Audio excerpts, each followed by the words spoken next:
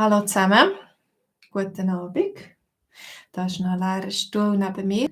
Ich begrüße euch ganz herzlich zu unserem heutigen Livestream. Ich bin ein bisschen früher als geplant.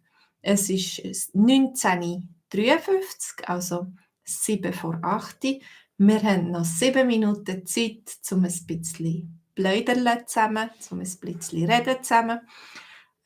Ich weiss nicht, wer ist schon da? Könnt mir Hallo sagen, könnt im Chat schreiben und dann können wir schauen, wie es euch geht und was ihr so macht. Heute ist Sonntag.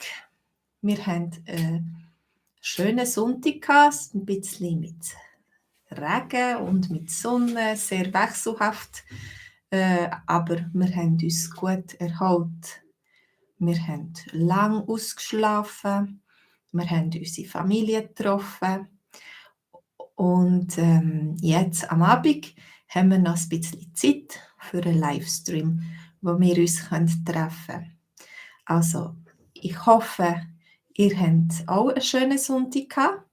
Ich hoffe, es geht euch gut. Ihr seid gesund und munter. Und dass wir heute Abend ein bisschen zusammen können, reden. Ich mache vielleicht da noch ein bisschen Licht. Okay. Hallo Olivia, schön bist du da. Hallo Ahmad.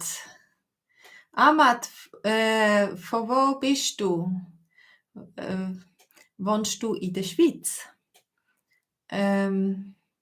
Olivia, du hast einen guten Sonntag gehabt. Du wohnst auch in der Schweiz, oder? Wenn ich mich richtig erinnere. Wie geht es euch? Was habt ihr so gemacht das Wochenende? Habt ihr euch gut erholt? Mögt ihr wieder für die nächste Woche? Sind ihr wieder fit, um die nächste Woche wieder anzufangen? Sehr wahrscheinlich müsst ihr morgen anfangen zu arbeiten. Oder es gibt Leute, die arbeiten auch am Wochenende und die haben unter der Woche vielleicht frei. Ahmad, du wohnst in Baden, in der Nähe von Zürich. Und du hast heute auch frei gehabt, hast heute auch Sonntag gehabt, oder hast du müssen arbeiten heute? Olivia, du hast heute auch nichts gemacht, also du hast dich hoffentlich auch erholen an dem Sonntag. Hallo Karl, grüezi. Hallo, schön bist du da. Wir haben noch ein bisschen Zeit, um einfach zu plaudern zusammen. Der Ahmad hat geschrieben, er ist aus Basel, Baden. Er wohnt in Baden. Und du, Karl? Jetzt bist du gerade unterwegs mit dem Auto oder mit dem Zug. Hoffentlich mit dem Zug und nicht mit dem Auto. Olivia, du hast dich gut erholt. Okay, das ist gut. Das ist der Sinn vom Wochenende, dass wir ein bisschen Verschnaufspause haben, dass wir uns erholen können und am Montag wieder mit viel Energie in den Alltag starten.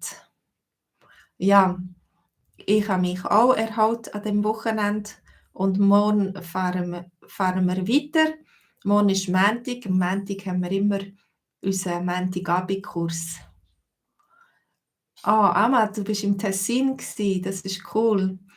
Ich hoffe, ihr habt schönes Wetter im Tessin. Es ist immer ein bisschen wärmer schon als im Norden. Genau. Und heute wollen wir darüber reden, über das Verb mögen, wo man ein bisschen anders braucht als auf Hochdeutsch. Ja, vielleicht habt ihr das auch schon gehört. Aber damit fangen wir an, erst am 8. Und vorher können wir noch ein bisschen zusammen ein bisschen einfach chatten oder reden. Ich sehe, es sind schon 11 Leute da.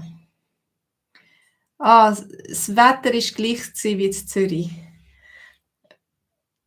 Olivia, du möchtest gerne einmal im Tessin leben. Im Tessin hat es schon Palmen, es ist schon ein bisschen südländlicher, ja, aber es hat trotzdem Berge und es ist nicht so weit von Italien und vom Meer. Ja. Ahmad, bei euch war es neblig heute. Das ist schade. Aber vielleicht hast du ja Freunde getroffen im Tessin oder sonst etwas Interessantes gemacht. Vielleicht zum Rausgehen und wandern oder Skifahren oder so ist es vielleicht weniger ideal gewesen, das Wetter. Ja, wir sind heute auch ein bisschen raus spazieren, aber leider erst ein bisschen später, wo die Sonne schon vorbei war und es geregnet hat. Also, dann sind wir erst im Regen rausgegangen. Wir haben den Sonnenschein verpasst. Gut, also, heute haben wir über das Verb mögen reden. Hallo Terry. Also, ich mag, du magst, er mag, wir mögen, ihr mögt, sie mögen. Wisst ihr, was das heisst auf Englisch? Wie man das übersetzen kann? Das ist nämlich ganz eigentlich eine schwierige Sache. Je nach Kontext kann man das ein bisschen anders übersetzen. Aber das klassische Ich mag dich oder ich mag etwas machen, also vom Sinn, mit dem Sinn gern haben, das geht nicht so gut mit dem Verb auf Schweizerdeutsch. Also wenn wir etwas gern haben, wenn wir etwas lieben, dann brauchen wir das Adverb gern, ja, und nicht das Verb mögen. Wir brauchen ich habe gern, zum Beispiel ich habe gern, ich habe den Sonntag gern, ich habe meine Familie gern, was habt ihr gern? Ich liebe die Berge, ich habe gern die Berge oder ich gehe gern in die Berge. Ah, genau, Amat, du hast einen grossen Bruder im Tessin. Das war also der Grund von deiner Reise. Du bist ins Tessin deine Brüder besuchen und sehr wahrscheinlich kann man auch sagen, ich habe meine Brüder gern. Also vielleicht nicht ganz, ich liebe meine Brüder, kann man auch sagen. Ich liebe meine Brüder. Aber eben, ich habe meine Familie gern, ich treffe mich gern mit meiner Familie. Ich tue gern, kann man brauchen für Skifahren. Olivia, du hast gern die Schweizer Züge. Ja, der Schweizer ÖV, der öffentliche Verkehr, der ist wirklich super. Das geniesse ich auch immer. Pünktlich und schnell und vor allem sehr häufig kann man zum Beispiel die Hauptverkehrsadern zwischen Genf, Zürich, St. Gallen und andere Verbindungen sind wirklich ganz cool. Ja. Also, Olivia, du hast gern Schweizer Züge. Was habt ihr sonst noch gern? Könnt ihr gern in Kraftraum? Könnt ihr gern Fitness machen? Kelsang, hallo, du hast gern Fußball. Mhm. Ich habe früher immer Fußball gespielt mit den anderen Kindern. Und ja, eigentlich habe ich es noch gern gemacht, aber ich bin lieber im Tor als auf dem Feld. Dann muss man ein bisschen weniger springen. Genau, Fußball. Das ist auch das Hobby von meinem Sohn, von meinem Jüngsten. Er hat auch sehr gerne Fußball. Er tut gerne Fußball spielen. Terry, du reist auch immer gerne mit dem Zug. Genau, mit dem Zug ist super. Man trifft Leute, man kann lesen, man kann Musik hören, man kann schlafen. Es ist ökologisch. Das ist auch ein guter Grund, oder? Mit dem Zug zu gehen. Man muss kein schlechtes Gewissen haben. Und ist nachher schön erholt, wenn man ankommt. Genau, Olivia, du tust auch gerne shooten. Ja, das ist vor allem in Amerika eine Frauensportart, shooten. Sonst hat es da den amerikanischen Fußball, was eher die Männer machen in Amerika. Aber es gibt auch Frauen, die gerne shooten. Wieso nicht? Und die gut shooten, wobei ich shoote nicht so gut. Und vor allem habe ich das gemacht in meinen jungen Jahren und jetzt ist sowieso, habe ich nicht, schon lange nicht mehr geshootet. Als die Kinder noch klein waren, habe ich gerne mit meinen Kindern geshootet, aber jetzt sind sie viel zu gut. Ja, also mögen, Hochdeutsch mögen, also to like, sagen wir mit dem Adverb gern. Sagen wir Sätze mit dem Adverb gern. Ich habe gern, ich tue gern, ich spiele gern. Ja. Okay, aber jetzt kommen wir zum Verb mögen. Und zwar würde ich so mögen sagen, ich habe die Kapazität oder ich habe die Kraft oder ich habe die Zeit. Also, wenn du Zeit, Kraft und Kapazität hast, dann kannst du sagen: „Ich mag.“ Ja, und heute, da im Titelbild haben wir ja die Bilder gehabt. Das ist, die Bildergeschichte, was morgen wird geben. Morgen werden wir über den Sport reden, über das Fitness, über den Kraftraum. Oi, Thorsten, Karl. Karl oder Thorsten? Was ist dein Vorname? Du kommst aus Polen. Genau, Schweizerdeutsch ist ein bisschen anders, aber du kannst sehr wahrscheinlich schon ein bisschen verstehen.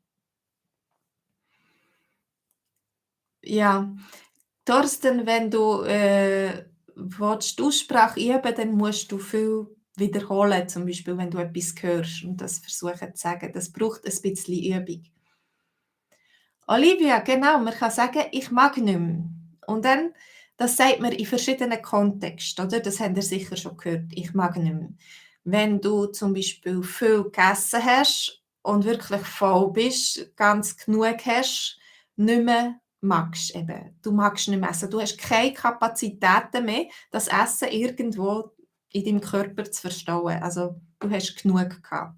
Ich mag nicht mehr. Deine Kapazitäten sind voll, also du magst nicht mehr.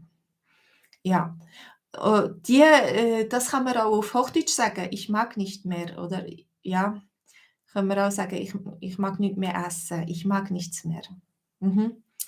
Aber häufig ist es eben mögen auf Hochdeutsch mit gern haben und auf Schweizerdeutsch brauchen wir das in dem Sinn eigentlich nicht. Also, Karl ist dein Vorname. Okay. Ähm, hallo Nebol, Neboi, hallo Quellsang. Du hast geschrieben, du hast gerne Fußball. Okay, also vielleicht, wenn euch Sätzli in den Sinn kommen mit dem Verb mögen, dann könnt ihr das auch äh, aufschreiben, so wie die Olivia. Sie hat zum Beispiel geschrieben, ich mag nicht mehr. Ich mag nicht mehr, das kann eben sein im Kontext mit dem Essen, brauchen wir das viel. Wenn du jemand auf Besuch gehst und sie wollen dir immer mehr geben und noch mehr geben, sagst du, nein, danke, ich mag nicht mehr, ich habe genug gehabt. Ich mag nicht mehr. Olivia, du sagst immer, ich mag nicht mehr, wenn du bei deiner Großmutter zu Besuch bist. Deine Großmutter tut sicher sehr gut kochen und dich sehr gut bewirten und richtig verwöhnen. Dass du also wirklich gut gemästet, können wir fast sagen, wieder wirst bei ihr. Also du musst deiner Großmutter sagen, nein, jetzt ist genug, ich mag nicht mehr. Gut, Karl, du magst, wenn du ganz genau zuhörst, das braucht viel Energie, oder? Und jetzt ist 8, dann ist gut, jetzt magst du noch zuhören. Jetzt hast du noch Kraft dafür zum Zuhören. Wenn es vielleicht Mitternacht wäre oder so und du wärst sehr müde, dann nachher hättest du vielleicht nicht mehr so viel Kraft zum Zuhören. Du würdest nicht mehr mögen und sagen, nein, ich mag nicht mehr, ich muss jetzt ins Bett. Ich habe keine Energie mehr. Ja, ich habe keine Energie mehr. Terry, du kannst auch sagen, oh, ich weiß nicht, ob ich das noch mag. Wenn jemand dir sehr viel zum Beispiel auf den Teller tut, sehr viel schöpft und dann sagst du, ups, so viel, ich weiß nicht, ob ich das noch mag. Hey, ähm, genau, das kannst du zum Beispiel sagen. Oder zum Beispiel, wenn du auf den Berg rauf schaust und du siehst, das geht jetzt noch ganz steil rauf und es geht noch ein Zeitchen, bis ich da oben bin. Ich weiß nicht, ob ich das noch mag. Ja, ich weiß nicht, ob ich die Kraft habe dazu, da bis raufzukommen. Ja, vielleicht musst du auch früher umkehren oder zuerst eine Pause machen und etwas essen, ein bisschen Energie tanken und dann magst du wieder laufen.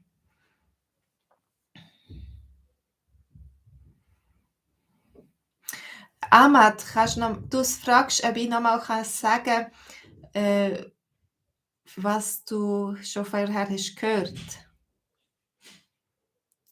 Also, mögen bedeutet, die Kraft, Kapazität, Zeit oder Energie haben. Ja? Äh, Das bedeutet, wenn wir mögen brauchen auf Schweizerdeutsch, dann bedeutet das das. Und wenn du etwas liebst, dann sagst du, ich habe gern. Du brauchst das Adverb gern. Über das reden wir heute. Und über das und die ganze Geschichte über das Fitness und so reden wir auch morgen. Morgen am Abend ist unser Livestream, unser Montagabendkurs. Und da sind ihr ganz herzlich eingeladen, wenn ihr könnt euch einschreiben. Der Link ist da unten und ihr könnt das auch mal testen für einen ganzen Monat lang, um zu schauen, ob das etwas ist für euch zum Schweizerdeutsch lernen. Also, wenn ihr Interesse habt an mehr Schweizerdeutsch, dann nachher könnt ihr euch dort einschreiben. Genau, Thorsten, wenn du sagst, ich habe viel Energie, kannst du auch sagen, ich mag noch gut. Ich mag noch gut. Kein Problem. Ich kann gut aufpassen. Ich mag dir gut folgen, was du sagst. Ich mag mich noch gut konzentrieren, könnte man auch sagen. Ich mag mich noch gut konzentrieren. Ich habe noch genug Energie, um mich zu konzentrieren. Mhm. Und dann geht es auch darum, im Sport, zum Beispiel, ich mag nicht mehr, kannst du auch sagen, im Sport oder eben, ich mag noch. Ein Beispiel haben wir gehabt, wenn wir da den Berg schauen und noch weit rauf laufen müssen, bis wir oben auf dem Gipfel sind. Oder ein anderes Beispiel ist zum Beispiel, wenn du eine Velotour machst und dann am Schluss von deiner Velotour schon deine Kräfte verlierst, sagen, hey, ich mag nicht mehr. Oder auch während der Velotour kannst du auch sagen, hey, ich mag nicht mehr, ich brauche eine Pause. Ich muss wieder neue Energie tanken, ich muss etwas essen, ich muss trinken, ich muss ein bisschen ausruhen und dann kann ich wieder weiterfahren.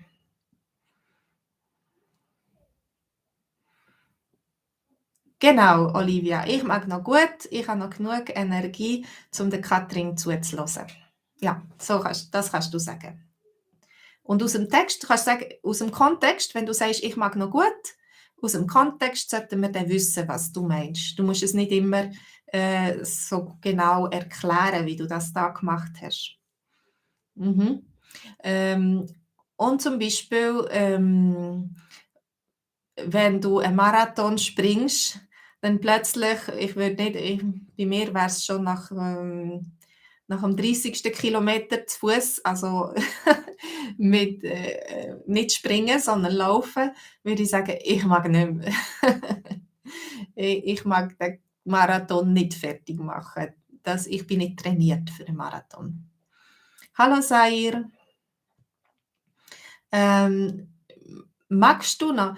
Bist du der aus Afghanistan, wenn ich mich richtig erinnere? Aber ich bin nicht mehr sicher, ob du das bist.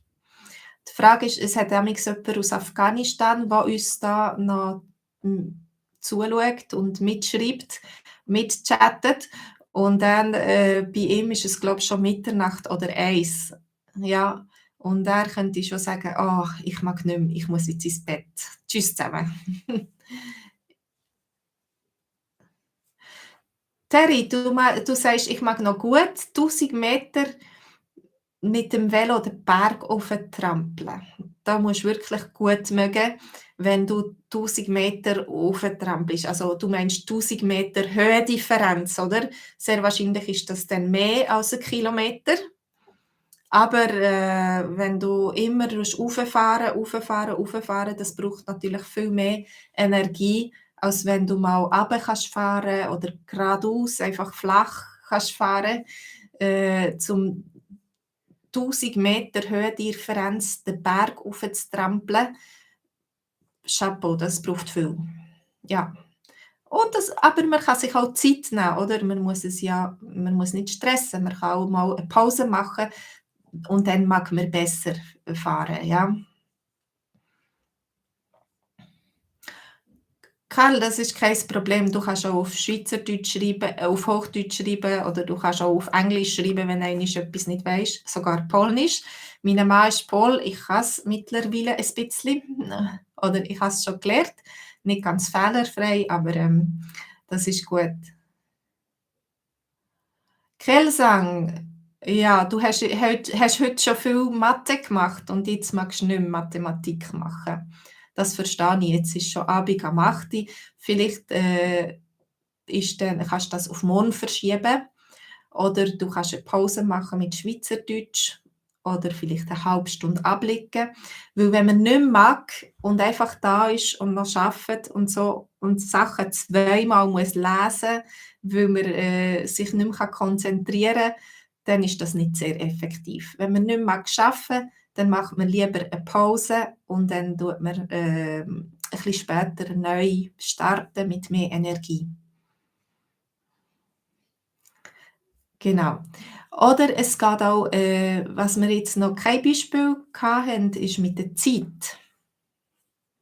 Ja, wenn du genug Zeit hast für etwas.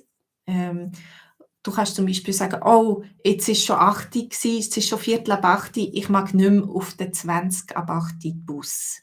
Das ist zu spät. Ja, nur in 5 Minuten, das schaffe ich nicht. Ja, ich mag nicht mehr auf diesen Bus. Ich nehme den nächsten. Ja, auf den nächsten Bus mag ich noch gut, aber dann muss ich jetzt anfangen anziehen, zusammenpacken, mich auf den Weg machen und dann mag ich noch gut auf den nächsten Bus. Mhm. Oder das Problem ist, wenn du nicht mehr auf den letzten Bus oder den letzten Zug magst, dann hast du ein Problem. Nimmst dann ein Taxi oder bleibst in der Stadt im Ausgang, nimmst ein Hotelzimmer oder gehst zu Freunden übernachten. Wenn du den letzten Zug verpasst oder den letzten Bus verpasst, wenn du nicht mehr auf den Zug magst oder auf den Bus magst, dann nachher kannst du vielleicht auch am Bahnhof übernachten, in einem Wartezimmer oder so. Äh, aber oder wenn es nicht zu weit ist, kannst du vielleicht heimlaufen. Also ich glaube, mir ist das nie passiert am Samstagabend oder in der Nacht, dass mir der Bus abgefahren ist und ich nicht mehr auf den Bus musste. Aber ich glaube, meinen Brüdern ist es ein paar Mal passiert, dass sie den Bus verpasst hat und dann haben sie einfach zu Fuß müssen heimlaufen. Das ist möglich gewesen. 6 Kilometer. Es geht schon ein Zeitchen, bis man 6 Kilometer gelaufen ist. Aber sie haben zum Glück noch mögen. Und dafür haben sie das Geld fürs Taxi gespart.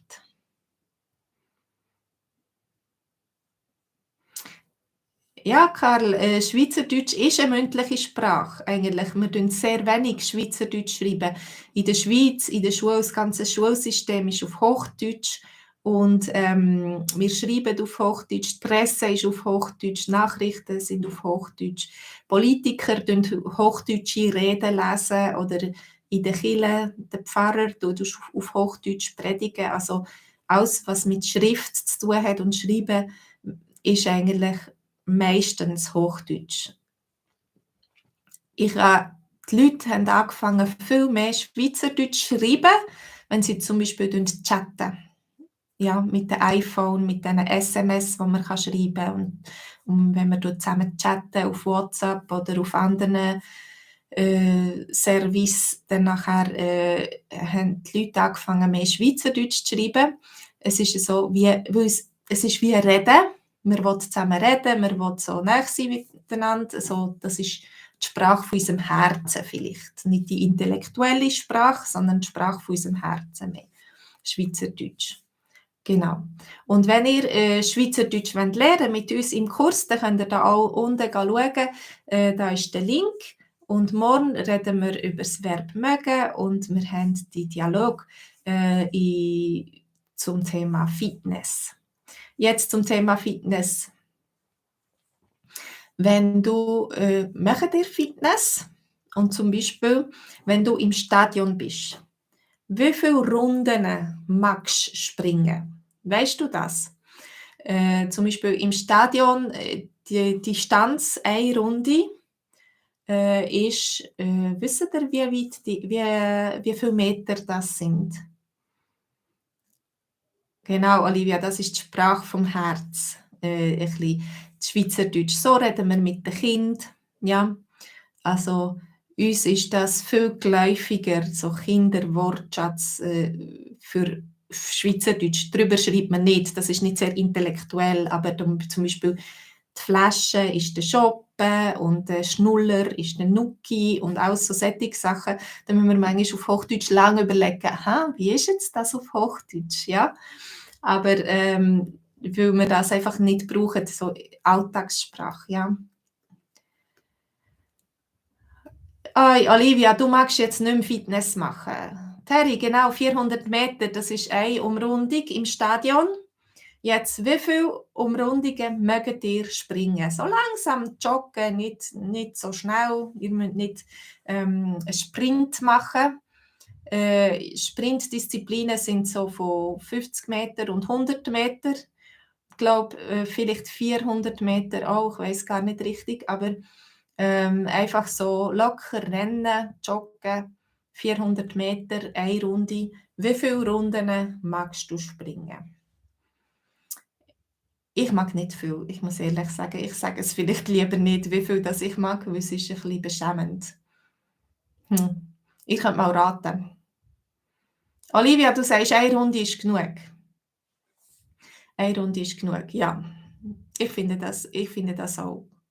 Eine Runde ist genug.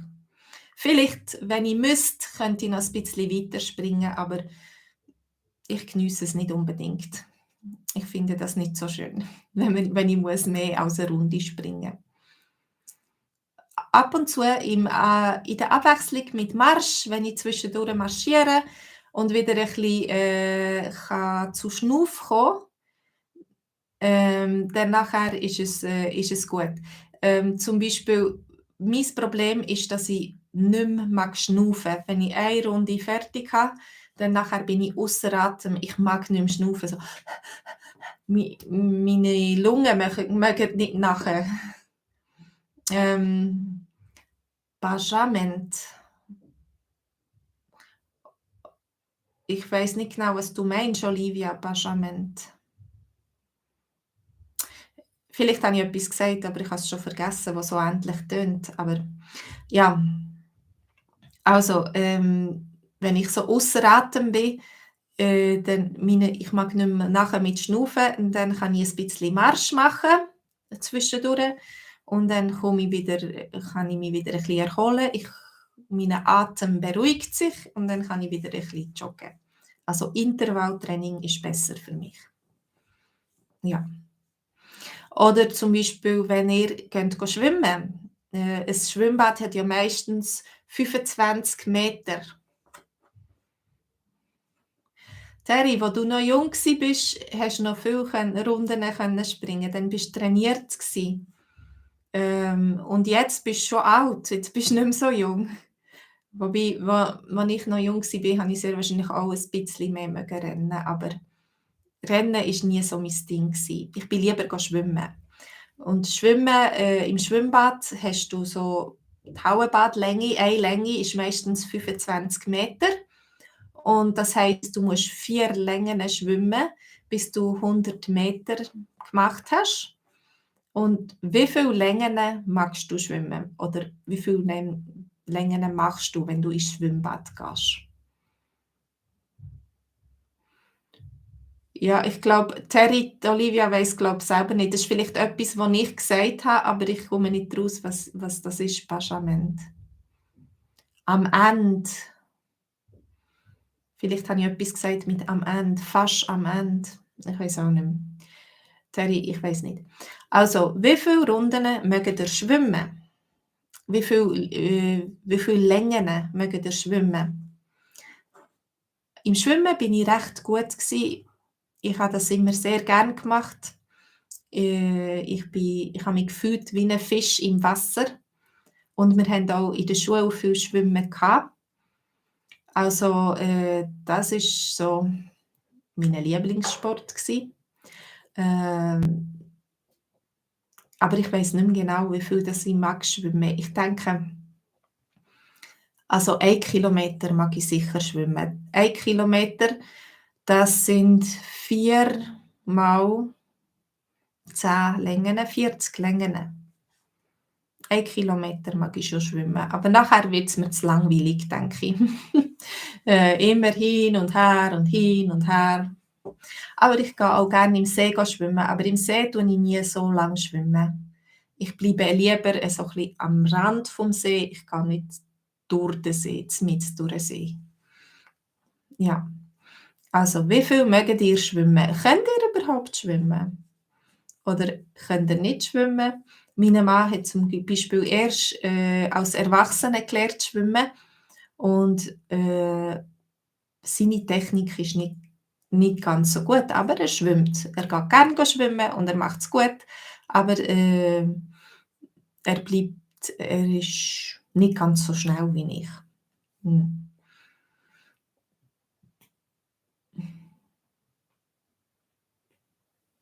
Es war beschämend. Beschämend. Ah, beschämend, wenn ich mich schäme. Ja, schämen, das heisst, ich denke, ich müsste eigentlich mehr rennen können. Und wenn die anderen wissen, dass ich nur eine Runde springen kann, dann nachher möchte ich mich verstecken und ich schäme mich ein bisschen und sage: «Oh, das ist nicht so gut. Ich trainiere wenig», ja. Es ist beschämend. Jetzt weiss ich wieder, was du meinst, Olivia.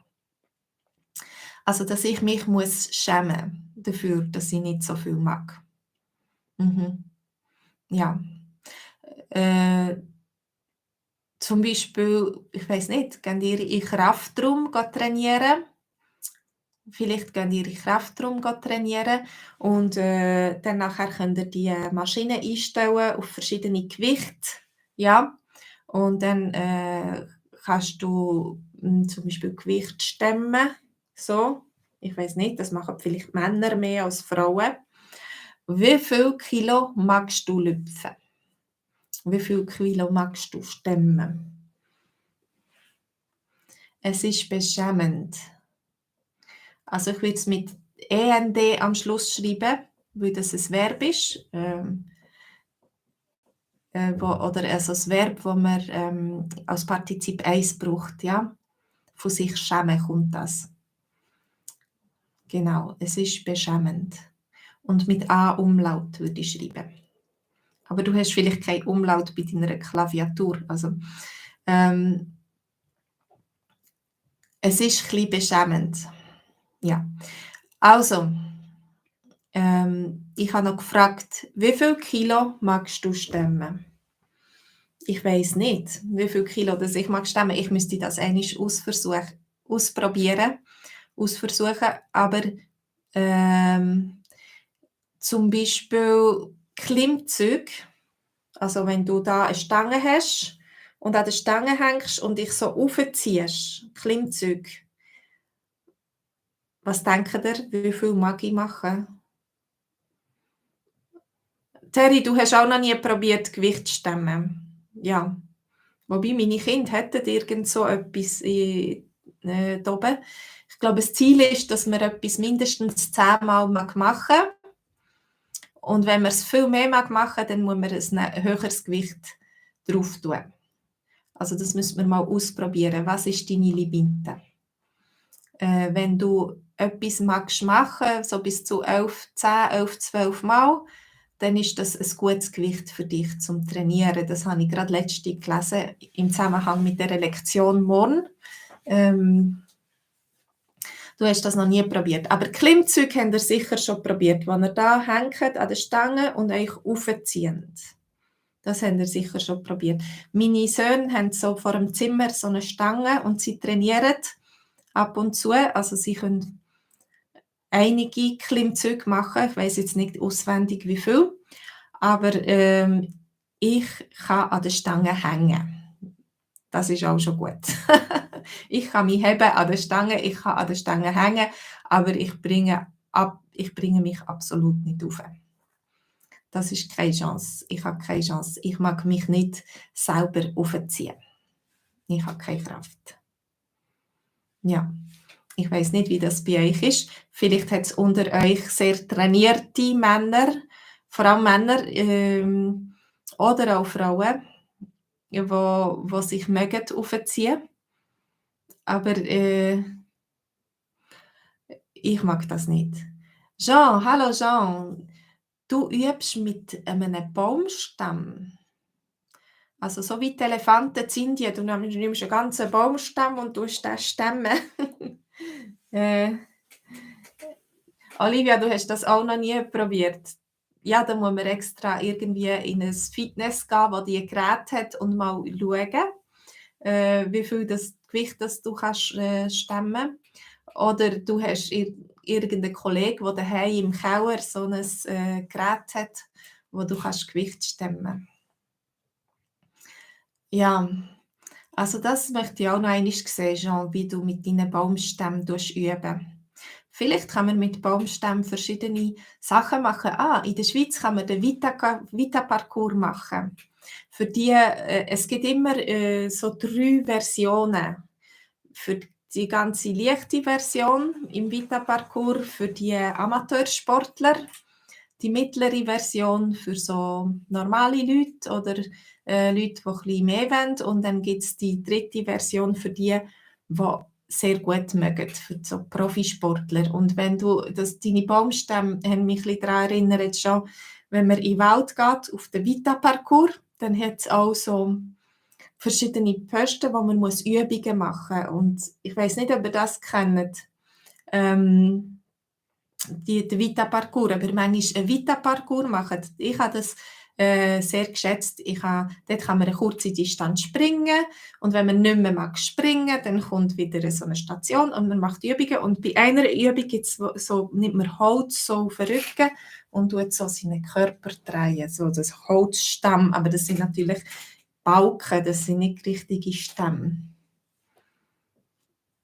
Ui, Jean, du bist stark, hä? Du stemmst 15 Kilo, aber 150 Mal. Wow, du bist stark. Genau, das sagt Olivia. Du bist stark. 150 Mal 15 Kilo. Ja. Wenn ich reise, manchmal, und einen schweren Rucksack habe, dann kann das schon sein, dass der etwa 30 Kilo schwer ist.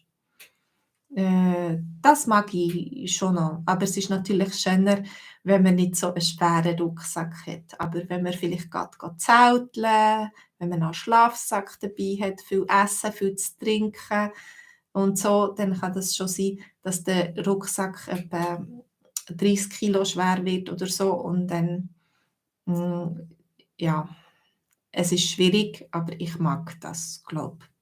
Ich habe es noch schon lange nicht mehr gemacht. Ich hoffe, ich bin jetzt nicht zu alt für das. Terry, genau, du gehst auch auf den Vita-Parcours, du kennst das. Eben, das gibt überall in der Schweiz wieder so Vita-Parcours mit so 'nem markierten Weg im Wald, wo du den Pfeilen nachgehen, einmal musst du springen, einmal marschieren und immer wieder hat's so Geräte oder Sachen, wo du kannst Übungen machen und, du bist an der frischen Luft, du bist im Wald, es ist gesund, du triffst andere. Und, wir sind auch früher gerne mit der Familie gegangen, wo die Kinder noch klein sind, mit der ganzen Familie. Und, das ist ein bisschen für sie interessanter gewesen als nur spazieren. Äh, genau, also für die, die es noch nicht kennen, sucht euch aus, wo dass es 'n Vita-Parcours gibt und dann könnt ihr einmal einen Vita-Parcours machen. Ähm, dann, ich mag mich erinnern, letzte, wo wir in Zermatt sind, haben wir in Zermatt oben sind wir ein bisschen weiter raufgegangen und dort hat's 'n Vita-Parcours in den Bergen. Und das ist auch ganz 'n schöner Vita-Parcours gsi. Aber, ja, hoch oben in den Bergen, da braucht man sehr wahrscheinlich noch ein bisschen mehr Luft oder Training, weil dort die Luft ein bisschen dünner ist und dann mag man vielleicht weniger gut springen. Es gibt ja Sportler, die speziell so Höhentraining machen, dass sie nachher besser mögen. Ja, okay. Also, Das wär's gsi, zum Mögen. Ich möchte euch ganz herzlich einladen, wenn ihr mehr Schweizerdeutsch lernen wollt, mehr üben, mit Dialog zusammen, mit schönen Geschichtli, äh, lustigen Geschichtli, dann könnt ihr auch, zu uns euch einschreiben in den Montagabend Schweizerdeutschkurs. Wenn ihr schon ganz gut Schweizerdeutsch redet und möchtet flüssender werden, dann nachher könnt ihr euch, auch einschreiben in meinen Dienstagabendkurs. Da tun wir auch jeden Dienstagabend etwas Neues, diskutieren, neue Themen in kleinen Gruppen und das ist auch immer ganz interessant. Also, wenn ihr möchtet, so mit anderen Leuten, die Schweizerdeutsch lernen, eure Sprachflüssigkeit trainieren, dann könnt ihr euch auch einschreiben für den Dienstag Abendkurs. Das ist immer am Dienstag am Abend am 9 Uhr oder am Montag am Abend am 8 Uhr, für die noch, ähm, noch mehr wollen Wortschatz bekommen und erst am Anfang sind und noch nicht so gut Schweizerdeutsch reden, die noch lernen Schweizerdeutsch reden. Also, es hat mich gefreut, habt ihr mitdiskutiert, mitgemacht. Danke Olivia, danke Terry, Jean und Ahmed und Karl und all die anderen, die da mitgeschrieben haben. Es hat mich sehr gefreut. Ich wünsche euch ganz, ganz einen schönen, noch erholsamen Sonntagabend und einen guten Start in die Woche morgen. Bis zum nächsten Mal. Macht's gut. Tschüss zusammen. Alles Gute. Tschüss.